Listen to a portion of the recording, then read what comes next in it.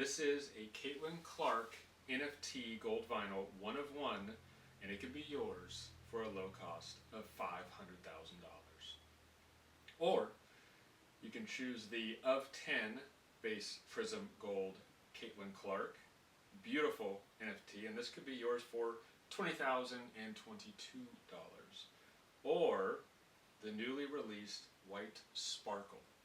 And with these NFTs, they actually do the white sparkles out of 8, which is an extremely rare card. Beautiful. This one needs to be reloaded so you can actually see the sparkles. There we go. You can see that card. Teaser alert, I have recently purchased one of these 3 cards. And I'm going to go into that further in a little bit.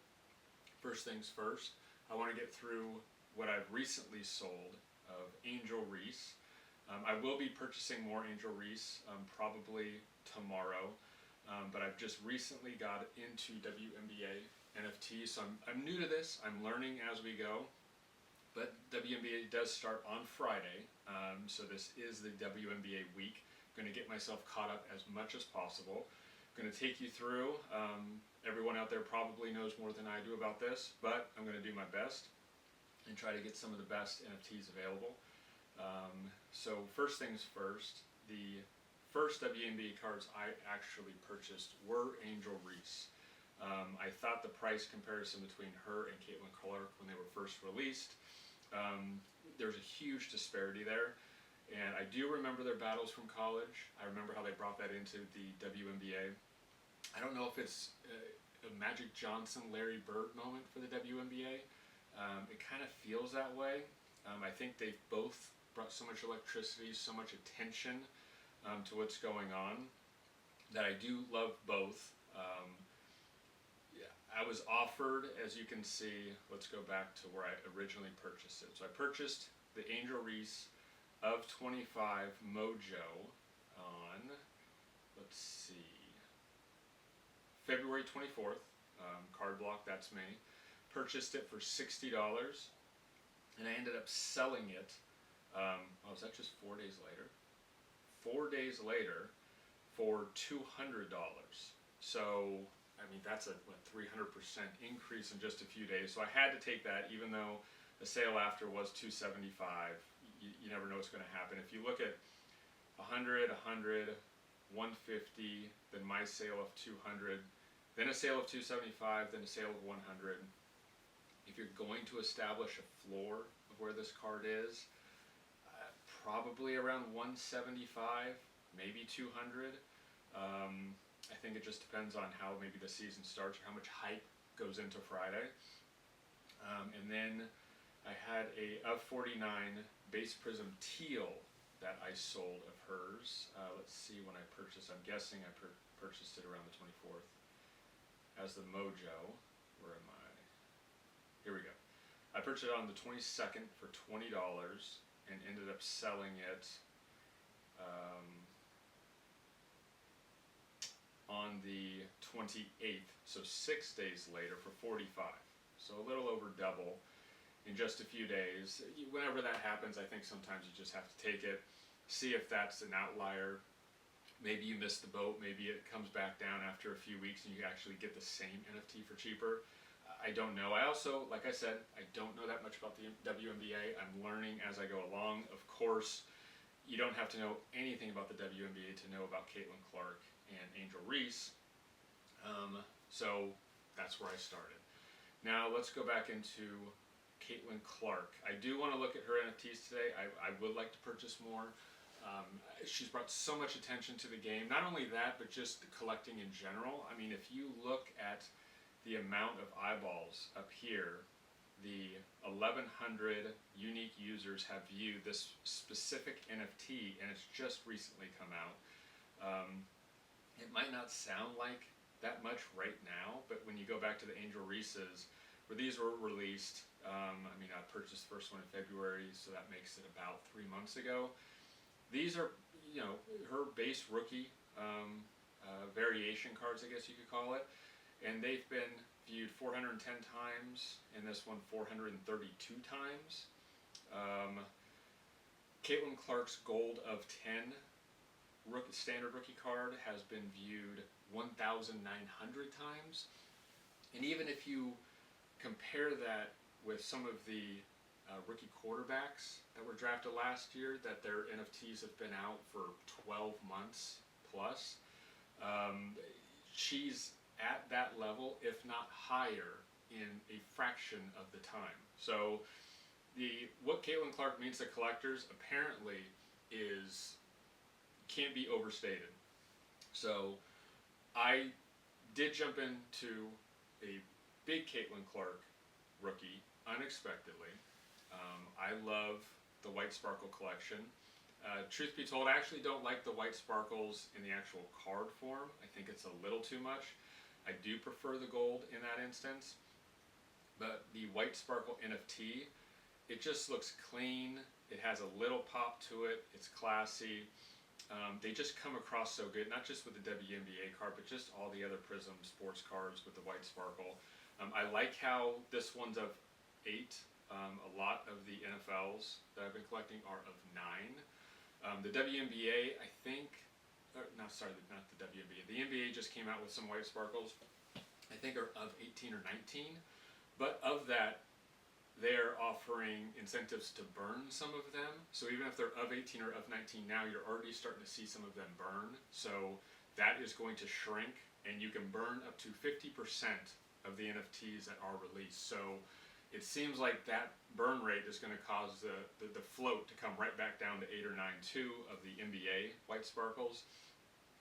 But for whatever reason, just the 8 or 9, not of 10, just a little more rare. I really like, and I also just like the look of the card. It's not the look of the card. I actually don't like the look of the card. I like the look of the NFT. It's just really clean and polished. And this Caitlin Clark White Sparkles I did purchase. Again, it was pretty much an impromptu. It's the most money I've spent on an NFT so far, and it's of a sport I just admitted that I don't know much about. But I have huge respect for Caitlin Clark. I do know what she means to collecting. And their Pittsburgh Cards had purchased one for $2,500. A few days later, it looked like he might have been checking the floor, because right here he bought the 5 of 8 for $1,750. So sometimes what you'll see, since this market of NFTs is so transparent, a buyer will purchase a card and then they'll immediately put an offer out there for their other cards at a lower price than what they just purchased it at. I think they are interested in actually purchasing at a lower price if that's available, but I think they're also testing the floor. They're seeing, is it going to come down a little more and they want to be a part of that, or is it going to trend up and they are actually the floor? And so it looks like someone took them up. I wasn't aware of this sale. I don't know if it was a buy it now or if there was a negotiation down to $1,750. But I came across that, and so what I did was I originally offered $1,500. So I wanted to see, well, is there more room to come down? That expired. I went to $1,600. Someone else came in at like $1,601, I noticed. And so I was just like, you know what? Let's see if the floor is $1,750. I put an offer in of $1,750, and I got a notification on the app about an hour later that I was the proud new owner of a Caitlin Clark of 8 White Sparkle rookie card for $1,750. And while I was both excited, I was also completely nervous, and my heart dropped because I had just spent the most money I had ever spent on an NFT on an impromptu purchase of Caitlin Clark. But right now, it looks like there's 7 with collectors. There's still 1 unclaimed. So there's probably packs out there that haven't been opened yet, because the resale of the packs can go very high. So right now there's 7. There have been 5 purchases, and the one that hasn't been purchased is the one has a sale listing of $11,111. Now, do I think it's actually worth that or going to sell for that? No. At least right now, that's not going to. Why they listed that, I don't know. Maybe they're just putting it out there because I believe the standard rookie NFT of her White Sparkle is listed at double that. So maybe with the relation of how the variation goes with how the standard goes, they just cut it in half and going and see what happens. But just by looking at that, looks like the floor was set at 715. These are all the current cards have been accounted for, have been resold. The lowest being 1750, and the one that has not been resold is currently listed for $11,111. So we'll see how the season plays out, but as of right now, looks like a pretty good purchase. So let's go to NFTs. Let's see if we can find a couple more Caitlin Clarks before the season starts that makes sense that we would like to purchase. Let's take a look. The color blasts, you know, it's funny with the actual cards themselves, the color blasts I love.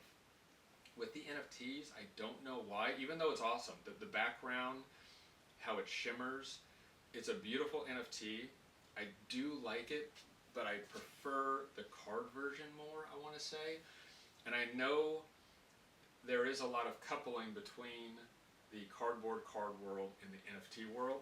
So kabooms, color blasts, all the special inserts, the downtowns, all the inserts that work well in the card world, you are going to see a price premium also in the NFT version as well. So if I see a good price on a color blast, it makes sense, I guess, but the eye test with me with the NFT, you know, we'll see how that goes, if it continues to translate from the cardboard world to the NFT world.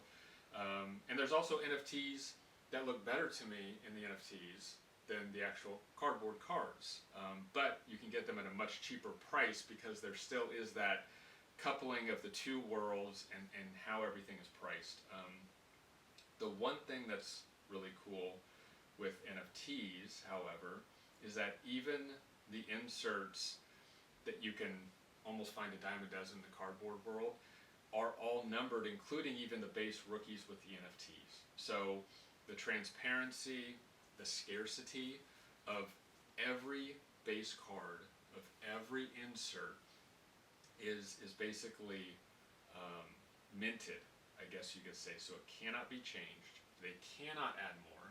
If anything, these NFTs can be burned, like I said, with special promotions, with crafting events. So if anything, the scarcity is going to increase as cards are burned. And would someone burn a Caitlin Clark?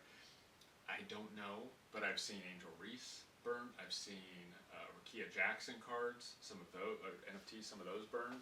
So, you know, if you have a promotion where you burn a couple NFTs to get some of these new packs that could contain a card worth $5,000 or $10,000, and I'm already catching myself from saying card instead of NFT.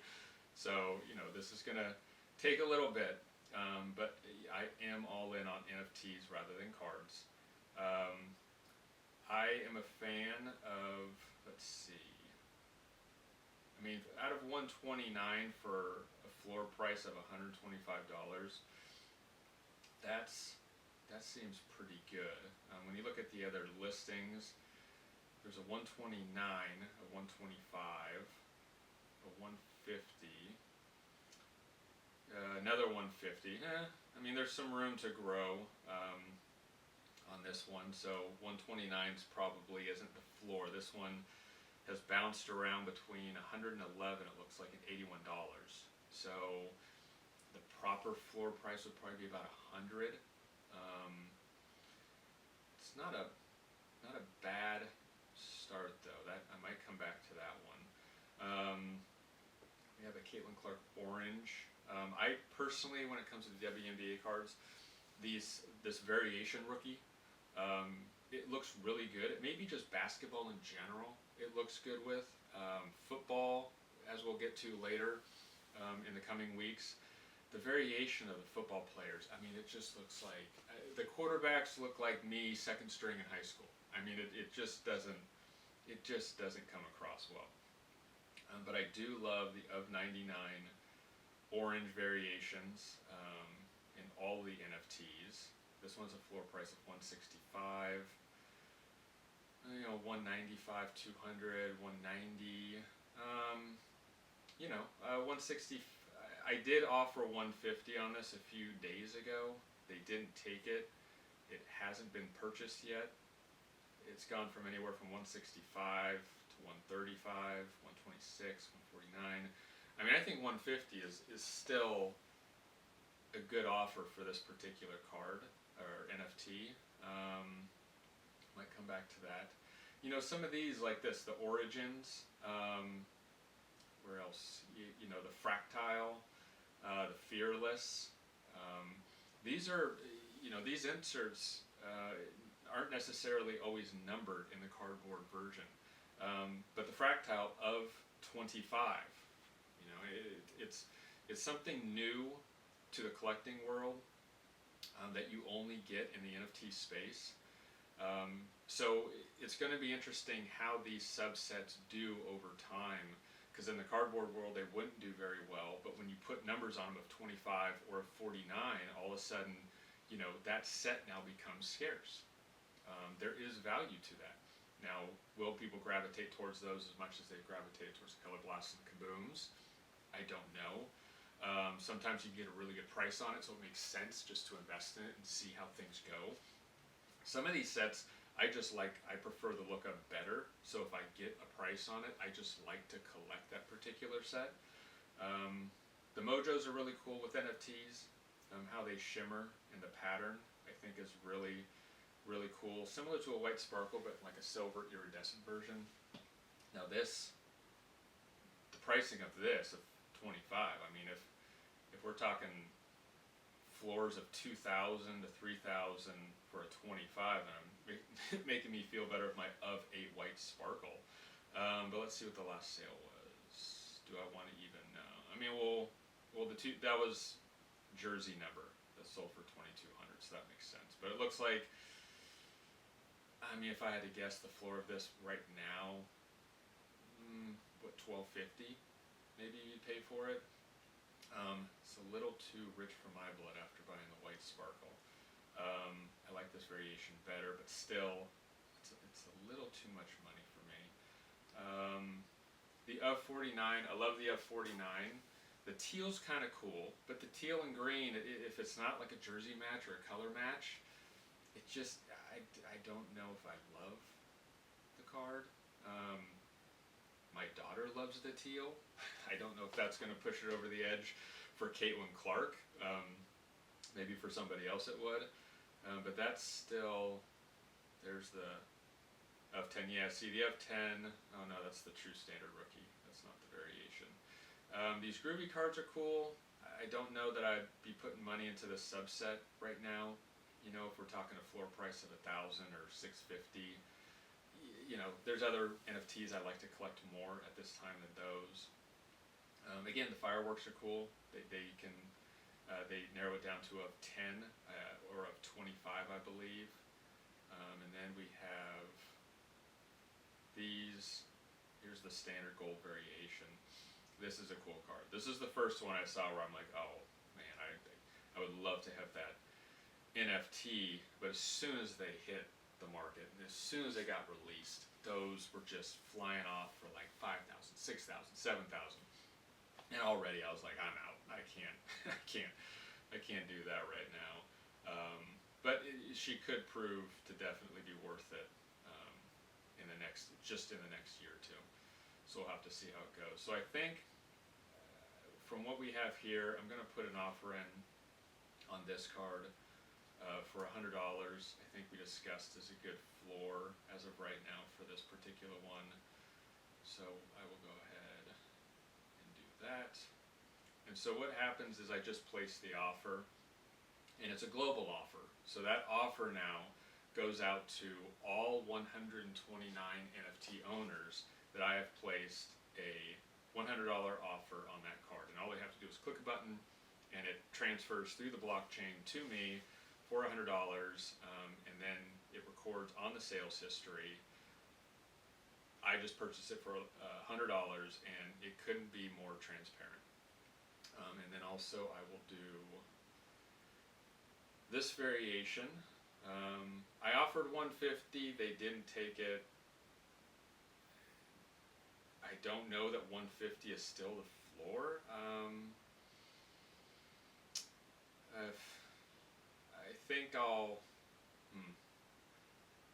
I think think what I'm going to do, best offer right now it says is 130. Let me see what that is.